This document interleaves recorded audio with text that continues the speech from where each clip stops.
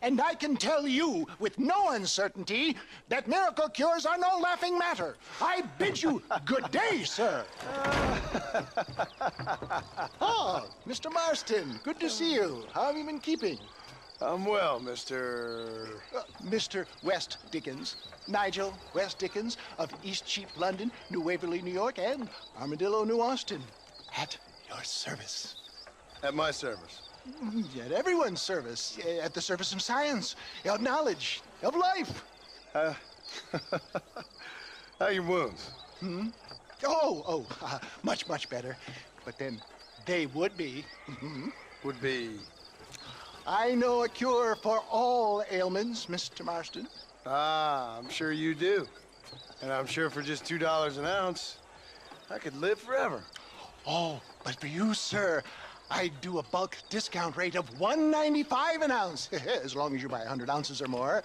That's a lot of immortality. Give it up, old man. That's Mr. West Dickens to you, boy. Give it up, old man. Listen, Marston, I'm broke. But this stuff is good. It works. I need a healthy young man like you. Come along, and let's ride over to my newest customer at Ridgewood, and I'll explain while we go. Okay.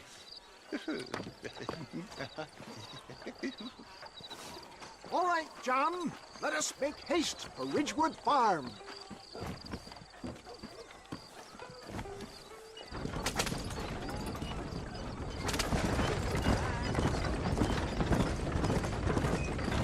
I heard about you, Mr. West Dickens. And I about you, John Marston. Hoodwinking the weak, gullible out of their hard-earned money. Stay on the road! You're going to destroy the merchandise! My dear boy, it is you who is gullible, if I may be so bold.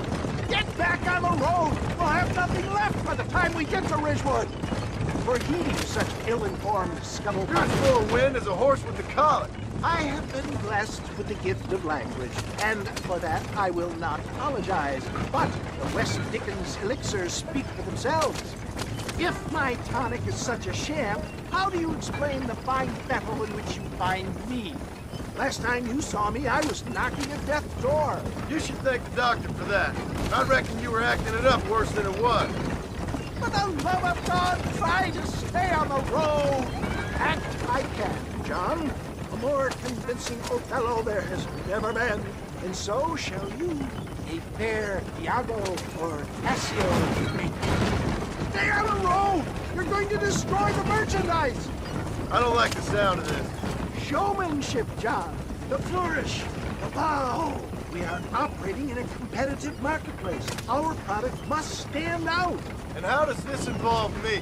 We're going to use your God-given talents to our advantage. I'm really starting to regret I'll drop this. you off at the outskirts of Ridgewood. That way, it won't look like we came together. Once I'm set up, saunter nonchalantly into the crowd that is sure to be forming. Eventually, I will call you up to try my tonic. After extolling the virtues, I will have you perform a few feats of wonder to amaze and impress the paying public. Such as? Oh, nothing out of the ordinary for a man in your line of work, I assure you. Best you alight here, dear boy, so no one sees us arriving together. I'll see you there. Be ready to enchant the crowd.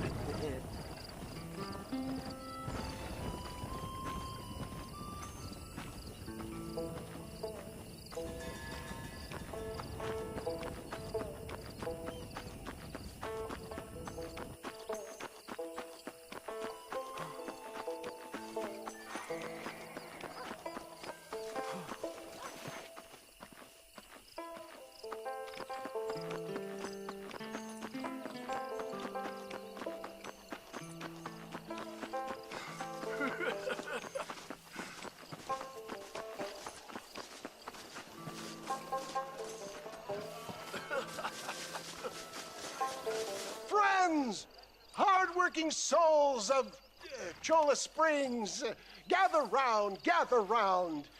Do you suffer from rheumatism, lumbago, acute chronic sciatic, neurologic, or inflammatory pain? Well, I represent the only company that makes the genuine article that cures headaches, neuralgia, earache, toothaches, backache, swelling, sprains, sore chests, swelling of the throats, contracted cords and muscles, anxieties and ravaged nerves, stiff joints, wrenches, dislocations, cuts and bruises, and it adds vitality and vigor to the healthy man. But can you prove it, old man? Oh, I'm sure there's some customer here who could prove the qualities of it by taking a drink right now. You, sir, come up here. Step right up. That's the spirit. Ladies and gentlemen, pay close attention. This poor, wretched volunteer, entirely unknown to me, will demonstrate the effects of Dr. West Dickens' own patent tonic. Be you a cowpoke or athlete, this miraculous elixir developed with the wisdom of the East keeps the muscles supple and relaxes the cords. It loosens the joints and gives a feeling of youth and vigor to the whole system. Not possible, I hear you say. Well, doubt no longer. Faith can move mountains, but I ask not for faith. I am a man of science, and today science will be vindicated. Your eyesight is greatly improved. Is that not so, friend? If you say so. That's right, it is. You heard him. What a good sport you are, sir. Now, gaze over yonder at that porch. If you squint, you may just be able to make out the skull that's hanging there. Go ahead, friend. Shoot that skull and demonstrate the miraculous eyesight you now possess.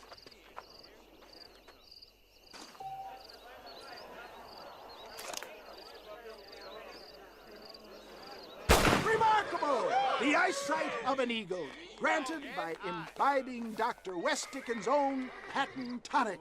Anybody can make that shot. This man is a fraud. If your eye's so damn sharp, why don't you try shooting my hat out of the air? My friends, our test case has been challenged to shoot a gentleman's hat out of the sky above our heads. You can fool these people, but you ain't fooling me. Right. Let's just see how sharp you is with a moving target. Right, friend. Here comes the throw.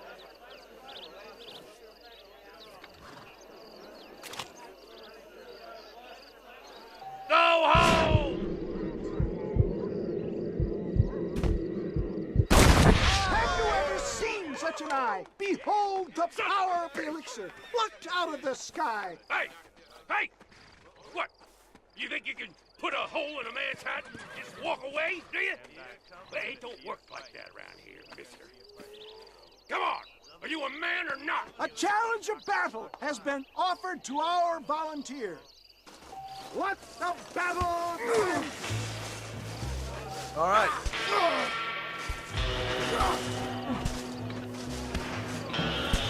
I'll tear your heart out! Quit. Come on, friend. Draw on that newfound strength. Now I'm angry!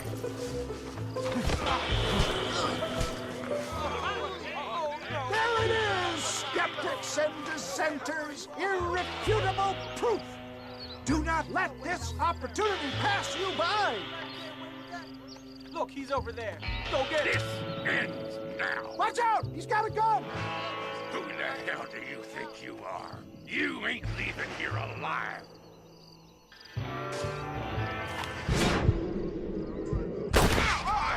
Marvelous shot, dear boy. The kind of deadly accuracy that can only be afforded by the West Dickens elixir. Come, I have plenty for all. You'll be fine. Get out of my way. Hey! Where are you going? I want a bottle. Get me a bottle, please. One of them, right here. No harm in trying one bottle, I suppose. Well, I think that went kind of well, don't you? I'm just glad that my normal job involves either chasing after cattle or murderers. Not the likes of you, mister. Don't be like that. Now, if you'll excuse me, I'd like to say my goodbyes, head on back to the real world. Wait, sir. I've been thinking about your predicament, and I think I may have an idea. I've been thinking I could be your cunning Odysseus. Beware of the Greeks bearing gifts, sir. Williamson had better beware. We will make them into Trojans. I don't rightly get you. I want you to go and see my old friend Seth.